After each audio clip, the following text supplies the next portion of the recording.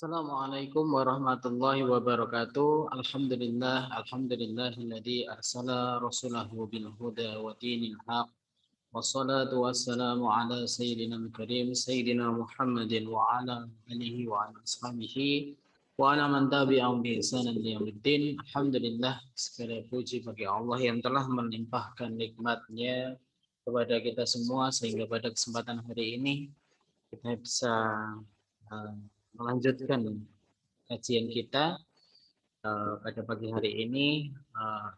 Tadi mungkin puasa, di awal-awal puasa masih lemas, tapi semoga kelemasan kita itu di bulan puasa nanti menghadirkan keberkahan yang akan kita nikmati kebaikan-kebaikannya di saat bulan Ramadan ini atau kemudian setelah bulan Ramadan. Salawat dan salam semoga tersurah limpahkan kepada uswah hasanah kita, teladan terbaik kita, Nabi besar Muhammad Sallallahu Alaihi Wasallam.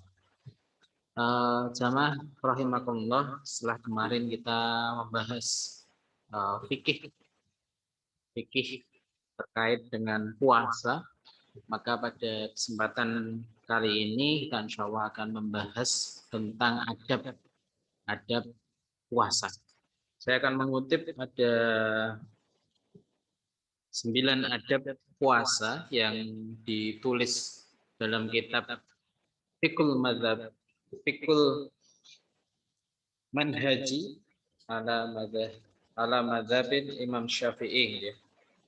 Al-Fiqhul Al-Manhaji ala Madzhab Al-Imam Asy-Syafi'i, karya Mustafa Tib Al-Fuqah. Ada 9 adab ketika seseorang melaksanakan puasa di bulan Ramadan ini. Ada 9. Yang pertama, dan sekali lagi adab itu adalah keutamaan, sehingga ketika kita bisa kemudian menjalankan adab-adabnya itu, maka kesempurnaan puasa itu akan kita dapatkan. Sebagaimana ketika seorang mungkin ketika menuntut ilmu tanpa adab, maka ilmunya ini akan tidak berkah. Maka dengan beradab ketika puasa ini, maka kita akan mendapatkan keberkahan dari puasa ini, insya Allah. Adab yang pertama yang ditulis dalam kitab ini yaitu adalah menyegerakan berbuka. Seorang yang berpuasa disunahkan untuk kemudian menyegerakan berbuka. Jadi ketika masuk waktu maghrib, maka disunahkan kita untuk kemudian segera berbuka. Ini adalah adab yang kemudian diajarkan oleh Rasulullah SAW. Dengan bersegera ini, satu, kita beritiba kepada Rasulullah. Di samping itu kita juga segera mengisi tubuh kita yang malnutrisi kemudian dengan nutrisi yang baru, sehingga tubuh kita akan segar ketika kita akan melaksanakan ibadah selanjutnya, itu ibadah sholat maghrib, kemudian dilanjutkan sholat tarawih, sholat isya, dan sholat tarawih.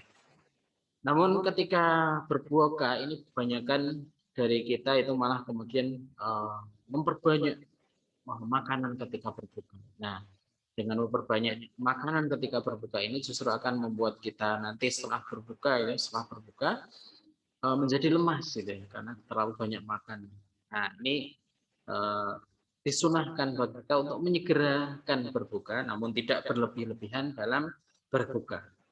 Kemudian adab yang kedua adalah makan sahur, as-sahur, dengan huruf sin, bermakna makanan yang dimakan pada dini hari. Tasahuru fa inna fis sahuri barokah. Sahurlah, ya, karena dalam sahur itu barokah. Walaupun kemudian dengan sahur itu, dengan sahur hanya dengan seteguk air. Dengan seteguk air. Nah, ini akan memberikan keberkahan kepada kita dan kepada keluarga kita. Bahkan kita sebagai keluarga dengan sahur ini, mari kita berkumpul bersama dengan keluarga. Ibu-ibu mungkin yang sedang haid, usahakan ikut sahur, gitu. Ikut sahur dengan keluarga. Karena ini adalah suatu kesunahan yang ini akan, sekali lagi kata Rasulullah, dalam sahur itu ada keberkahan. Anak-anak kita yang masih kecil, mari kita bangunkan untuk kemudian ikut makan sahur. Karena ini adalah walaupun belum wajib puasa gitu, tapi kayaknya kita bangunkan gitu, kita ajari untuk kemudian ikut makan sahur bersama dengan keluarga. Kemudian sunnah berikutnya adalah atau ada berikutnya adalah mengakhirkan sahur. Nah, mengakhirkan ini dalam artian tidak memepetkan karena eh, antara sahur berhentinya sahur Rasulullah dengan subuh itu ada jeda waktu sekitar baca 50 ayat itu ya dari Al-Qur'an. Maka di Indonesia seperti kemarin kita sampaikan bahwa di Indonesia itu kadang ada yang namanya imsak gitu ya, menahan gitu ya, menahan agar tidak ketika masuk waktu subuh uh, sudah berhenti makan. Jadi ada imsak, ada menahan dulu dia, menahan di mana walaupun imsak itu secara banyak puasanya itu sendiri ya, tapi menahan sebelum sebelum apa? Sebelum subuh ini ya. Sebagaimana Rasulullah itu berhenti makan sahur sekitar 50 ayat. Ini sahurnya diakhirkan, disunahkan untuk diakhirkan menjelang masuk waktu subuh. Tapi ada tadi ya. Kemudian selanjutnya adalah meninggalkan perkataan-perkataan yang sia-sia. Adab yang keempat adalah meninggalkan perkataan yang sia-sia. Karena ini akan menggugurkan pahala dari puasa kita. Bahkan kata Allah, Allah tidak membutuhkan puasa kita ketika kita tidak meninggalkan perkataan yang sia-sia, perkataan yang buruk. Seperti menghina, berdusta, menggunjing, menghasut orang, dan banyak sekali perkataan-perkataan yang qaulan zur gitu ya, perkataan yang mendatangkan dosa bahkan kemudian. Nah, kita kemudian adab keempat adalah dilarang untuk berkata-kata, memperbanyak kata-kata yang sia-sia. Kemudian disunahkan juga untuk kemudian mandi junub sebelum fajar, walaupun mandi setelah fajar itu dibolehkan ya, walaupun mandi setelah fajar itu dibolehkan, namun lebih afdol jika orang yang junub ini dihilangkan dulu sebelum terbit fajar ya. Lebih afdolnya dihilangkan dulu junubnya ini atau dengan mandi besar sebelum terbit fajar. Dalam riwayat Rasulullah pernah dalam keadaan junub pada suatu pagi, kemudian beliau mandi lalu berpuasa. Artinya orang yang junub gitu ya, masuk fajar itu diperbolehkan ya, diperbolehkan untuk kemudian tetap berpuasa. Walaupun afdolnya adalah sebelum fajar ini mandi dulu ya, mandi dulu sebelum fajar.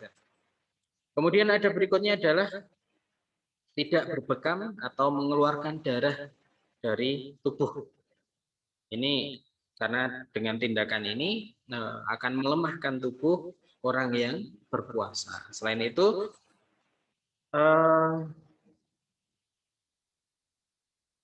dengan berbekam ini kan mengurangi darah, mengurangi darah. Walaupun ada ulama yang kemudian membolehkan ya, dia ini, tapi kemudian lebih baiknya adalah ketika tidak berbekam ketika berpuasa. Hal ini juga seperti donor darah dan sebagainya, karena akan melemahkan orang yang berpuasa.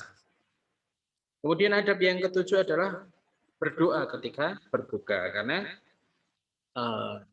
dalam puasa dan dalam berbuka ini adalah waktu yang dimana dikabulkan doa. Maka kita disunahkan untuk kemudian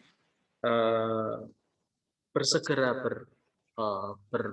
berbuka dan kemudian berdoa kepada Allah Subhanahu wa taala.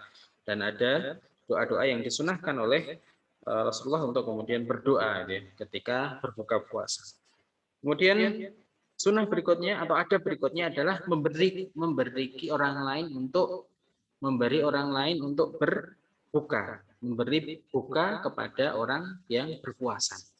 Ini adalah salah satu adab ya. Dengan memberi ini kita akan mendapatkan pahala orang yang berpuasa ya. Jadi dengan memberikan buka kepada orang yang berpuasa, maka kita akan mendapatkan pahala orang yang berpuasa tanpa kemudian kita mengurangi orang yang berpuasa tersebut.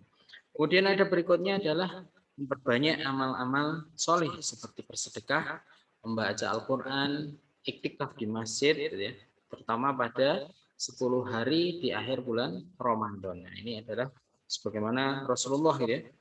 Rasulullah itu setiap tahunnya itu di bulan Ramadan itu di 10 tahun 10 hari terakhir, gitu ya, maka Rasulullah akan menghususkan atau apa mengeratkan sarungnya untuk kemudian iktikaf di masjid pada 10 hari 10 hari terakhir pada bulan Ramadan, ya. Begitu juga Rasulullah juga memperbanyak membaca Al-Qur'an, ya. Banyak bersedekah, ya. Bahkan kata dalam saat itu Rasulullah lebih lebih dermawan daripada angin yang berhembus, gitu ya, ketika bulan Ramadan, gitu ya. Kemudian membaca Al-Quran, iktikaf di masjid. Inilah yang kemudian merupakan adab-adab kesempurnaan dalam puasa Ramadan. Ketika kita insya Allah mengamalkannya, maka kita akan mendapatkan keberkahan, nih, keberkahan dari puasa yang kita lakukan. Semoga Allah mudahkan kita untuk melaksanakan adab-adab berpuasa ini dan kemudian memberikan keberkahan puasa ini kepada kita dan di Ramadan ini juga di setelah Ramadan. Wallahu a'lam bishawab. Assalamualaikum warahmatullahi wabarakatuh.